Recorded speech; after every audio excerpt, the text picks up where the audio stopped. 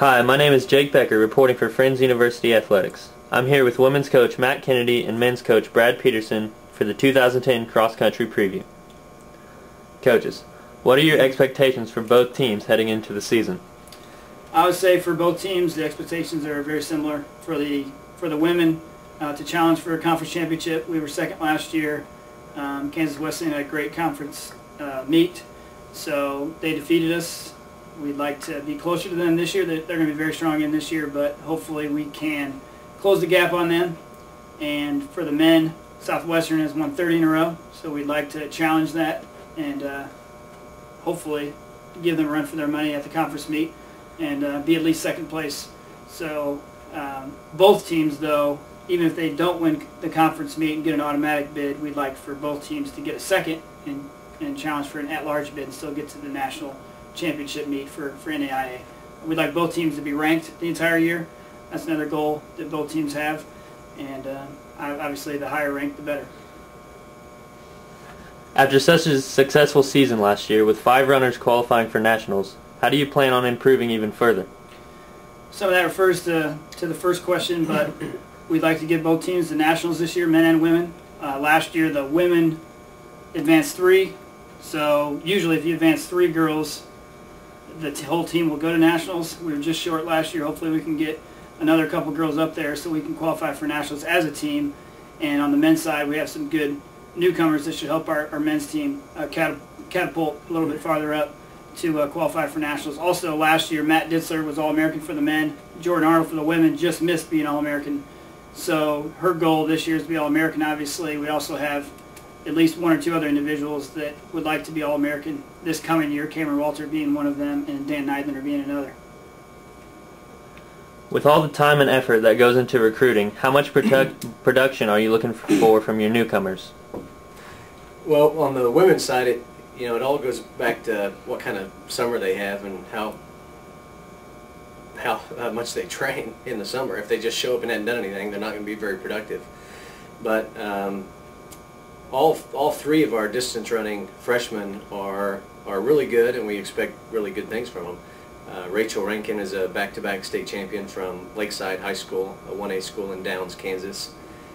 Brooke Vining is from Valley Centers, a multiple-time state qualifier and has run really well at every state meet and has had a really good summer of training. And Connie Collins, who runs a 5K in Ohio, is joining us and is really solid as well.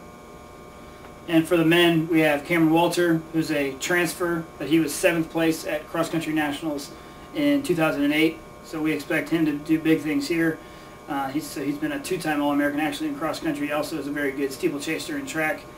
Cameron Sprague is a freshman from Hutchinson High School. He was a state runner-up in 5A in the Kansas State meet in cross country. He ran 15:40s for 5K, so he's an excellent runner that we were lucky to get away from some of the Division I schools that were recruiting him. And we also have Tim Westcott from right here in Wichita, Capon High School. He was an all-state runner there. We expect him to have a solid freshman year, and Raymundo Hernandez from Hayes, Kansas, also should do some good things for us as a freshman. How does the schedule look this year? What kind of competition will the runners be facing? Well, we like our schedule, and we're going to compete against every level of competition out there, from junior colleges and in NAIA schools to NCAA Division I schools. We run at home on Friday night, September 10th, against a great field. We'll compete with some runners the weekend before at Wichita State, where we'll see really good competition there. The biggest meet we'll compete at is Missouri Southern, and that's a field of 300 runners. That's in mid-September, so that'll give us a real good indication of where our teams are. Emporia State, and then Southwestern's Classic in late October, right before the conference championship. So we think it gives us the best chance possible to be successful and prepare us for the conference meet, and then give us lots of exposure and hopefully earn us a national ranking. What do you do to keep your teams focused and motivated for every meet? Well, with each meet comes different teams, different individuals that we're competing against, and we're very big on giving them goals. So they always have a goal each meet. That could be a time goal if the weather is terrible or if it's a very tough course. time sometimes run out the window, and we just are running more for place, which sometimes the cross country is better to run for place rather than time when you're running on grass and hills and mud and whatever else. So, but there's always different teams and individuals we want to focus on with each meet that he talked about. There's going to be Division I schools at some of these meets that I'm sure that some of the guys remember from competing against in high school that they'd like to beat. And then we see our conference schools quite a bit, so they get to know them quite well, and they'd like to do well against conference schools. And then conference, it's very easy to make goals for that meet in particular, as well as nationals. Who are you expecting to be the leaders of the squads? Well, as Coach mentioned earlier, the women's team returns our top three runners that all qualified for the national meet last year.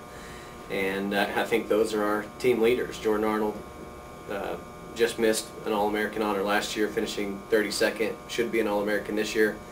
Carissa was track national qualifier, cross-country national qualifier, and then Taylor Dahl, our only senior in the program, was a national qualifier last year for all three national meets. And so those on the women's side returned to lead us. On the men's side, we returned Matt Ditzler, who was All-American. We returned Dan Neidliner, who he has run in 3 national meets. This will be his 4th national championship meet, assuming that he qualifies as an individual again or with the team. And those two are the real leaders of the team. Also, Tim Patterson has really improved a lot over the course of the year, and I expect him to be a much better runner. He had a great track season, but also he's shown great leadership, and he sets a very good example. Also, even as a sophomore, Michael Gurley, he's just going to be a sophomore. He didn't do a whole lot as a freshman, but he had a great track season, and this summer he's been probably our best leader. He's been there every single day, working with the younger athletes on the guys' side and the girls' side, and we're really excited with what Michael's been doing for us. All right, any other comments? No, we're excited for the season. Looking forward to it. The kids have had a good summer, and we're ready to get rolling. Thank you, coaches. We look forward to a great cross-country season in 2010. And remember, your home for Falcon Sports is friendsathletics.com.